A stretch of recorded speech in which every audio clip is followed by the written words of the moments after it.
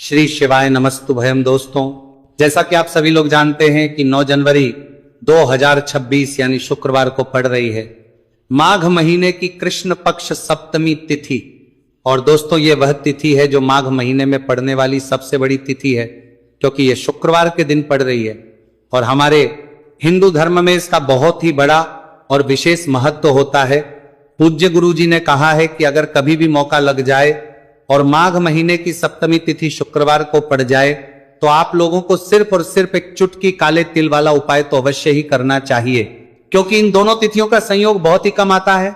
इसी के साथ दोस्तों, गुरुजी ने कहा है कि जब भी माघ महीने की सप्तमी तिथि पड़े तो आप लोगों को सिर्फ एक चुटकी काले तिल वाला उपाय तो अवश्य करना चाहिए। यह उपाय इतना खास है कि अगर आपने सही मुहूर्त और सही क्रिया अनुसार एक चुटकी काले तिल वाला उपाय कर लिया, जो प्राचीन काल के समय का महा उपाय है, तो मान के चलिए दोस्तों, महादेव जी के आशीर्वाद से आपके जीवन का कितना ही बड़ा दुख हो उससे आपको मुक्ति मिल जाएगी। आपकी कोई भी मनोकामना हो, मान लीजिए आप नौकरी की तैयारी कर रहे थे तो आपकी नौकरी लग जाएगी, आपका बंद पड़ा चल पड़ेगा। और दोस्तों, आप जिस बीमारी से आप बहुत दिनों से परेशान थे उस बीमारी से आपको मुक्ति मिल जाएगी। आपके जीवन में धन आना शुरू हो जाएगा, आपके जीवन में धन आने के नए नए रास्ते खुल जाएंगे। और मान के चलिए दोस्तों, फिर आपको किसी भी प्रकार की परेशानी का सामना नहीं करना पड़ेगा। इसीलिए दोस्तों, 9 जनवरी शुक्रवार के दिन आप लोगों को इस वाले उपाय को जरूर कर लेना है। भले ही आपने पूरे साल भर इस उपाय को ना किया हो, पर अगर आपने इस माघ महीने में पड़ने वाली शुक्रवार सप्तमी तिथि के दिन इस वाले उपाय को कर लिया तो आपको इस उपाय को करने का वह फल मिलेगा जिसकी आपने कभी कल्पना भी नहीं करी होगी। इसीलिए आप लोग इस हल्दी वाले उपाय को एक बार जरूर कर लेना, ताकि आप लोगों के हाथ से यह मौका ना जा सके और आपको इस उपाय को करने का फल मिल सके। दोस्तों, यह उपाय पंडित जी ने अपनी अभी की ही शिव महापुराण की कथा में बताया है, जो इस उपाय को आज हम आपको बहुत अच्छे से समझाने वाले हैं। इस वीडियो को देखने के बाद इस उपाय को समझने के लिए आपको कोई वीडियो को देखने की जरूरत नहीं पड़ेगी। तो दोस्तों, इस उपाय को आपको कैसे करना है, कब करना है, कहां पर करना है, और उपाय को करते समय आपको किन किन गलतियों को नहीं करना है और आपको किन किन बातों का ध्यान रखना है, ये सारी जानकारी हम आपको इस वीडियो में देंगे। तो चलिए भक्तों, उपायों को शुरू करते हैं। अगर आप भी चाहते हैं कि महादेव जी का आशीर्वाद आप पर सदैव बना रहे तो वीडियो को लाइक करें, चैनल को सब्सक्राइब करें और कमेंट बॉक्स में हर हर महादेव जरूर लिखें। और अपने फायदे के लिए, गरीबी दूर करने के लिए वीडियो को पूरा देखकर जाना।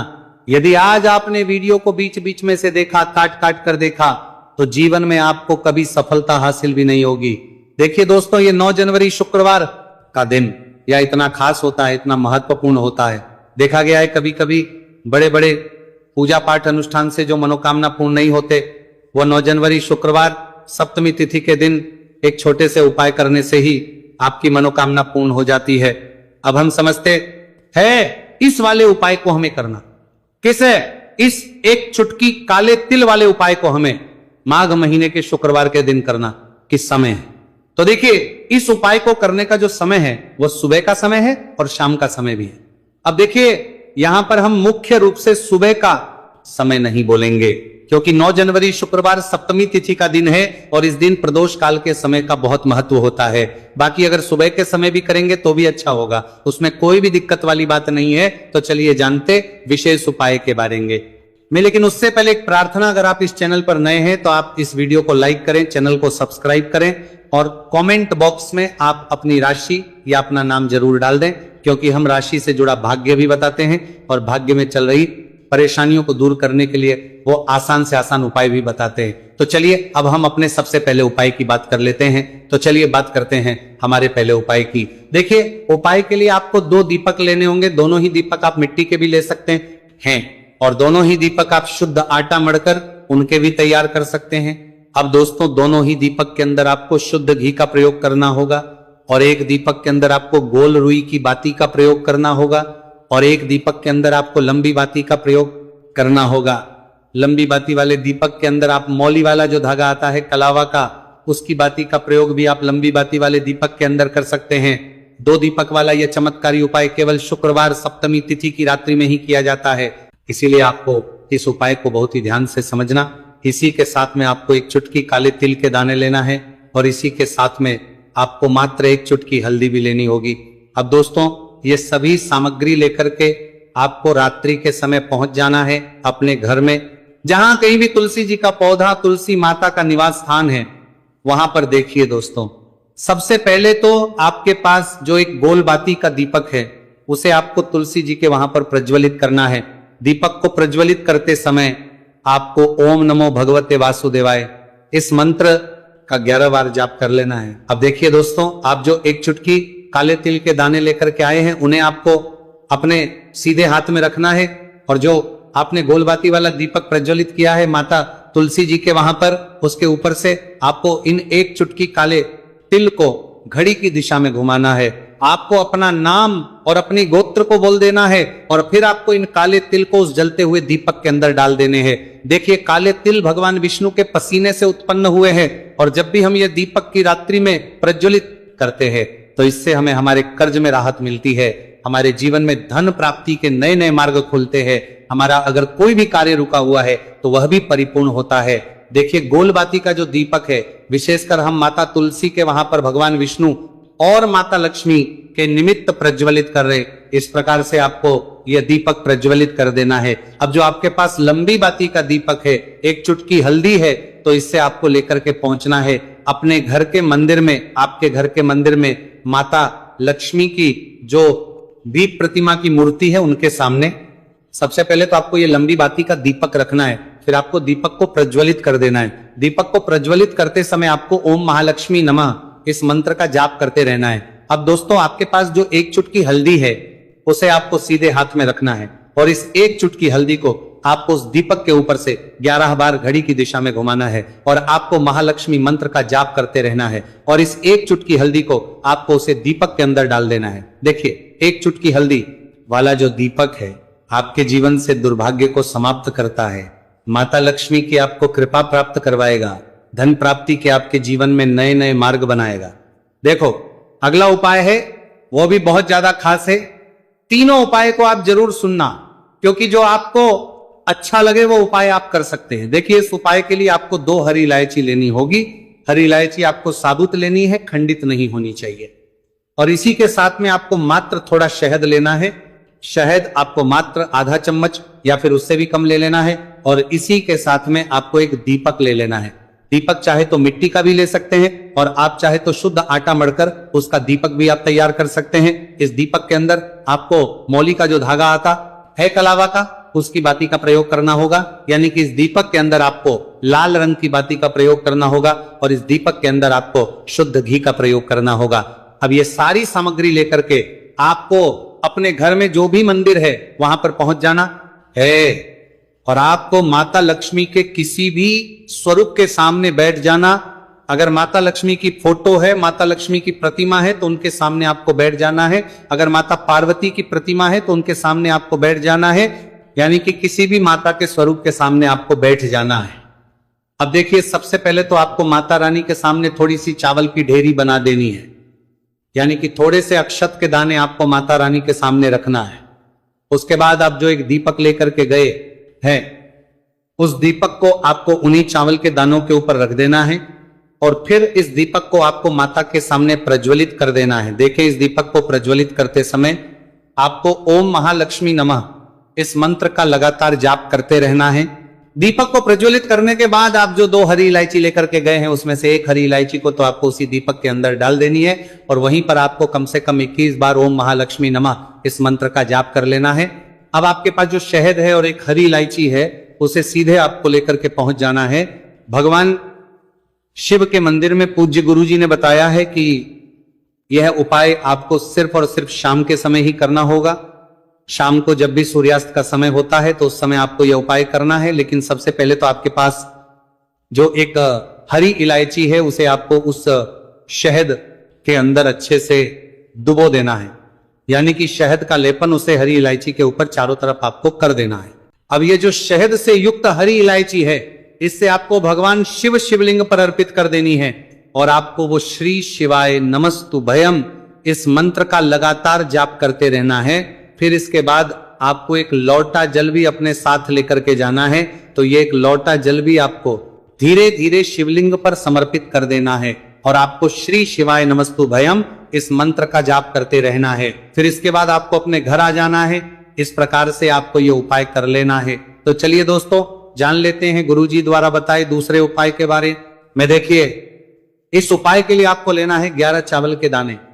गुरुजी ने कहा है चावल के दाने खंडित नहीं लेने हैं, बिल्कुल साबुत होने चाहिए। उसके साथ में आपको लेना है एक बेलपत्र। बेलपत्र का भी एक नियम है, अगर आपके पास बेलपत्र नहीं है तो आप शिवलिंग में से उठाकर उसको पुनः शुद्ध जल से धोकर इस्तेमाल कर सकते हैं। इस प्रकार आपको बेलपत्र लेना है। इसके बाद आपको एक लोटा जल लेना है। अब ये सब लेकर आपको जाना है महादेव के मंदिर में। देखो, अब आपको उत्तर साइड में खड़े हो जाना है और सबसे पहले आपको एक बेलपत्र अपने हाथ पर और 11 चावल दाने रखकर शिवलिंग के ऊपर अपना नाम और गोत्र बोलते हुए समर्पित कर देना है और ओम नमः शिवाय श्री शिवाय नमस्तु भयम का लगातार जाप करना है। अब आपको जो एक लोटा जल साथ में लेकर आए थे उसे धीरे धीरे बेलपत्र और चावल दाने के ठीक ऊपर आपको समर्पित करते जाना है और शिव पुराण के मंत्र श्री शिवाय नमस्तु भयम का 11 बार जाप करना है और अपनी मनोकामना बोलते जाना है। देखो, बस छोटा सा उपाय करना है, देखना एक दिन आपके सब काम बनने लग जाएंगे। गुरुजी का बहुत ही विशेष उपाय है। चलते हैं तीसरे उपाय की तरफ। देखिए, इस उपाय के लिए आपको एक तांबे के पात्र के अंदर सबसे पहले अपने घर से शुद्ध जल लेना है। फिर इसी के साथ में आपको मात्र थोड़ा सा शहद लेना होगा। शहद आपको आधा चम्मच या फिर उससे भी कम लेना है और इसी के साथ एक प्यारी सी बेलपत्र ले लेनी है। बेलपत्र यदि आपको नहीं मिल पाती है तो भगवान शिव के शिवलिंग पर चढ़ी हुई बेलपत्रों को आप पूर्ण शुद्ध जल से धो करके उपयोग कर सकते हैं। और बेलपत्र जो है वह कहीं से भी कटी फटी खंडित नहीं होनी चाहिए। अब ये तीनों सामग्री लेकर के सीधे आपको पहुंच जाना होगा भगवान शिव के मंदिर में। यह उपाय सुबह से लेकर के शाम तक किसी भी समय कर सकते हैं। देखिए, सबसे पहले तो आपके पास जो शहद, उससे आपको अपने सीधे हाथ की चिट्ठी, उंगली के जो पास वाली उंगली होती है, अनामिका उंगली, उसमें थोड़ा सा शहद आपको लेना है और इससे फिर आपको शिवलिंग पर जहां माता अशोक सुंदरी का स्थान होता है वहां पर आपको ओम का निर्माण करना है। लेकिन जलाधारी के बिल्कुल बीच में जो स्थान होता है उसे माता अशोक सुंदरी का स्थान कहते हैं और इसी स्थान पर आपको शहद से ओम का निर्माण करना है। अब दोस्तों, आपके पास जो एक बेलपत्र है उसे आपको अपने सीधे हाथ की हथेली रखना है और महादेव से आपको अपनी विशेष मनोकामना, आपके जीवन में जो भी संकट चल रहे हैं, जो भी समस्याएं चल रही हैं, जो भी जीवन में दुर्भाग्य बना हुआ है, आप अपने किसी भी कार्य में सफल नहीं हो पा रहे, तो जिस भी प्रकार की आपकी समस्या है उसे दूर करने के लिए आपको महादेव से प्रार्थना कर लेनी है। और फिर ये जो एक बेलपत्र है इससे आपको शिवलिंग पर माता अशोक सुंदरी वाले स्थान पर समर्पित कर देनी। देखिए, जहां पर आपने ओम का निर्माण किया है उसी के ऊपर आपको यह बेलपत्र भी समर्पित कर देनी है। देखिए, बेलपत्र की चिकनी साइड का हिस्सा शिवलिंग से स्पर्श होगा और इसकी जो डंडी है वो आपको जलाधारी की ओर रखनी है। बड़ी पत्ती वाला भाग शिवलिंग की तरफ रहेगा। इसी प्रकार से आपको यह बेलपत्र समर्पित कर देनी है। अब दोस्तों, आपके पास जो एक जल का पात्र है उसमें से थोड़ा सा जल तो आपको बेलपत्र की जो आगे वाली पत्ती है उस पर आपको समर्पित करना है और आपको श्री शिवाय नमस्तु भयम इस मंत्र का जाप कर लेना है। फिर उस पात्र के अंदर जो जल बचेगा उसे पूरा आपको भगवान शिव के शिवलिंग पर धीरे धीरे समर्पित करते जाना है और लगातार आपको शिव महापुराण के मूल मंत्र श्री शिवाय नमस्तु भयम इस मंत्र का जाप करते रहना है। गुरुजी ने कहा है कि जल आपको इतने धीरे धीरे समर्पित करना है कि जल समर्पित करते हुए आप कम से कम 11 बार श्री शिवाय नमस्तु भयम या फिर ओम नमः शिवाय इस मंत्र का जाप कर सके। फिर इसके बाद वापस आपको अपने घर आ जाना है। इस प्रकार से आपको यह उपाय कर लेना है। आप देखेंगे कि आपकी सभी मनोकामनाएं अवश्य ही पूरी होंगी। ये उपाय आपको अवश्य करने हैं। इस वीडियो में हमने आपको 3 से 4 महा उपाय आपको बताए हैं जो आपको शुक्रवार के दिन करने हैं। अगर आपके मन में उपाय से जुड़ा कोई भी सवाल है तो आप कमेंट बॉक्स में पूछ सकते हैं। अगर आपको हमारी ये वीडियो पसंद आई हो तो हमारे इस वीडियो को लाइक करें, को सब्सक्राइब करें और कमेंट बॉक्स में लिखें हर हर महादेव, जय मां लक्ष्मी को। यदि आपके जीवन में आर्थिक संकट बहुत अधिक हो रहे हैं, धन की समस्या लगातार जीवन में बनी हुई है, एक एक रुपयों को प्राप्त करने के लिए आपको बहुत अधिक मेहनत कर रहे हैं, तो आज रात्रि में सोने से पहले आपको हो ये एक चमत्कारी दीपक का उपाय अवश्य करना है। या फिर यदि आपका जो व्यापार है, बिजनेस है, दुकान है वो अच्छे से नहीं चल पा रही है, तो आज रात्रि में विशेष दीपक का उपाय आपको अवश्य करना चाहिए। देखो दोस्तों, दीपक हमारे घर में सभी नकारात्मक शक्ति को बाहर करता है। ये उपाय आपको साल में केवल एक बार करने का ही मौका मिलता है। देखिए, इस उपाय के लिए आपको तुलसी जी की जो सूखी लकड़ी होती है उसे ले लेना है। देखिए दोस्तों, यदि आपके पास पुरानी तुलसी जी की लकड़ी है तो उसे आप ले सकते हैं, और यदि आपके घर में तुलसी जी जो लकड़ी है वो सूखी हुई है तो उसकी लकड़ी आप तोड़ करके इस्तेमाल कर सकते हैं। लेकिन आपको ध्यान रखना है कि सूर्यास्त से पहले पहले ही आपको ये जो तुलसी जी की लकड़ी है इसे अवश्य ही तोड़ लेना है। तो इस उपाय के लिए आपको सबसे पहले तो एक मिट्टी का दीपक लेना होगा, चाहे तो आटे का दीपक भी ले सके, क्योंकि आटे का दीपक सभी दीपक में सर्वोत्तम माना गया है।